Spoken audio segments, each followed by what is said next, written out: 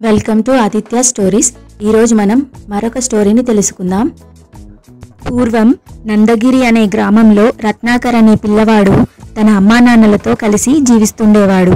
అతనికి రంగురంగుల రాళ్ళని సేకరించే అలవాటు ఉండేది. అలా చదువుకుంటూనే చాలా రకాల రంగురంగుల రాళ్లను సేకరించాడు. ఓ ఆదివారం రోజున స్కూల్కి సెలవు కారణంగా ఎప్పటిలాగానే రాళ్లను వెతకడానికి వెళ్ళాడు. అలా వెళ్తూ వెళ్తూ ఒక అడవి దగ్గరికి చేరుకున్నాడు.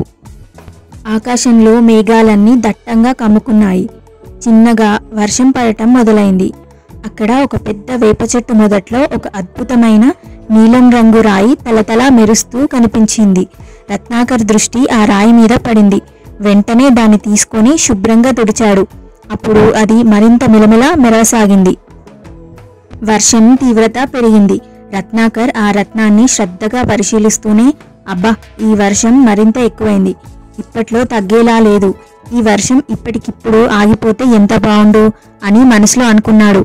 వెంటనే వర్షం ఆగిపోయింది. రత్నాకర్కి ఆశ్చర్యమేసింది. ఇప్పుడు అతను మెరుస్తున్న నీలిరంగు రత్నాన్ని నేల మీద పెట్టి వర్షం మళ్ళీ పడాలని మనసులో కోరుకున్నాడు. కానీ ఈసారి అతను అనుకున్నట్టు జరగలేదు. వర్షం పడలేదు. మళ్ళీ ఆ రత్నాన్ని చేతిలోకి తీసుకుని మళ్ళీ ఒకసారి వర్షం పడాలని మనసులో అనుకున్నాడు. అంతే, వెంటనే ఉరుములు మెరుపులతో పెద్ద వర్షం పడింది. రత్నాకర్, నాకు దొరికిన రాయి మామూలు రాయి కాదు, మాయారత్నం, ఏదో మహత్యం ఉంది దీనిలో అని అనుకుని ఎగిరి గంతేశాడు.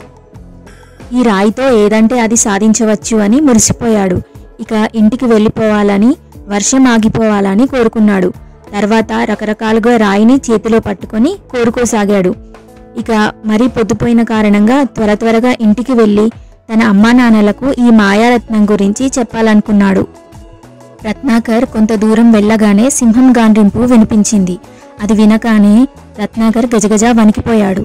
ఆ భయంలో సరిగ్గా ఆలోచించలేక ఏమి కోరుకోవాలో తెలియక, ఇప్పటికిప్పుడు నేను రాయి అయిపోతే సింహం నుండి నేను తప్పించుకోవచ్చు అని అనుకుని రాయిగా మారాలని కోరుకున్నాడు. అంతే, అలా అనుకోగానే ఇలా రాయిలాగా మారిపోయాడు. మాయారత్నం అక్కడే పడిపోయి మెరుస్తుంది. రాయిలాగా మారిన రత్నాకర్ దాన్ని అందుకోలేకపోయాడు. రాత్రి అయినా ఇంటికి ఎంతసేపటికి రాకపోయేసరికి రత్నాకర్ వాళ్ళ అమ్మా నాన్నలు ఎంతో కంగారపడ్డారు. వెతికారు. తెల్లారాక కూడా ఇంటికి రాకపోయేసరికి ఊరంతా వెతికారు. తెలిసిన వాళ్ళని అడిగారు. అయినా రత్నాకర్ ఎక్కడా కనిపించలేదు. ఇలా నెల రోజులు గడిచింది. లాభం లేకపోయింది. అయినా రత్నాకర్ తల్లిదండ్రులు వెతకడం మాత్రం ఆపలేదు. అలా ఒకరోజు వెతుకుతూ అడవి మార్గంలోకి వచ్చారు. చాలా అలసటిగా అనిపించి విశ్రాంతి తీసుకుందామని ఆ బండరాయి ఉన్న ప్రదేశానికి వెళ్ళి కూర్చున్నారు. అంతలోనే అక్కడ మెరుస్తున్న రంగురాయి తండ్రికి కనిపించింది. దాన్ని చేతిలోకి తీసుకుని, రత్నాకర్కి ఇలాంటి రాళ్ళంటే ఎంత ఇష్టమో కదా అని తన భార్యకు ఆ రాయిని ఇచ్చాడు. తను బాధపడుతూ ఏం మాట్లాడకుండా ఆ రాయిని బండరాయి మీద పెట్టింది. ఇప్పుడు మనతో రత్నాకర్ ఉంటే ఎంత బాగుండేదో కదా అంటూ కన్నీళ్లు పెట్టుకుంది. ఏడవకమ్మా, నేను ఇక్కడే ఉన్నానమ్మా అని రత్నాకర్ అరిచాడు. కానీ అతను బండరాయిలా మారిపోయి ఉన్నాడు కాబట్టి అతని మాటలు బయటకు వినిపించలేదు. ఇప్పుడు తిరిగి మనిషిలా మారితే ఎంత బాగుండు అని మనసులో అనుకున్నాడు. అంతే, వెంటనే రత్నాకర్ మామూలుగా మారిపోయాడు. తల్లిదండ్రులు ఆనందంతో రత్నాకర్ని దగ్గరికి తీసుకున్నారు. రత్నాకర్ తన తల్లిదండ్రులకు జరిగిందంతా వివరించాడు.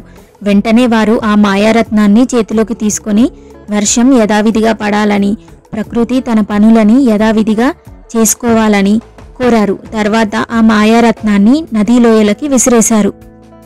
ఆ మాయారత్నం ఎప్పటికైనా ప్రమాదమే. నువ్వు కురుస్తున్న వానని ఆగిపోమ్మన్నావు. అప్పటి నుండి అసలు వానలే లేవు. మాయారత్నాన్ని నీ చేతిలో ఉండి సరిగ్గా వాడలేదు. సింహాన్ని చూసి నువ్వు భయపడి నిన్ను నువ్వు రాయిగా మార్చుకున్నావు.